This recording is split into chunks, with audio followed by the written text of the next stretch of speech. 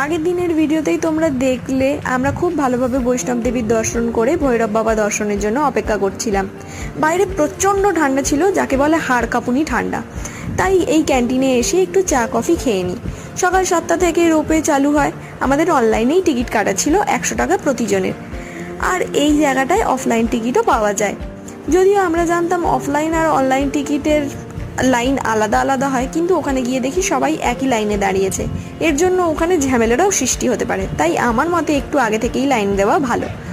তবে চিন্তা নেই, এক একটা কেবল কারে 60 থেকে 70 জন একসাথেই যেতে পারে, আর 3 থেকে 5 মিনিট অন্তর অন্তর করেই কেবল কার আসে, তাই বেশিক্ষণ লাইনেও দাঁড়াতে লাগে না।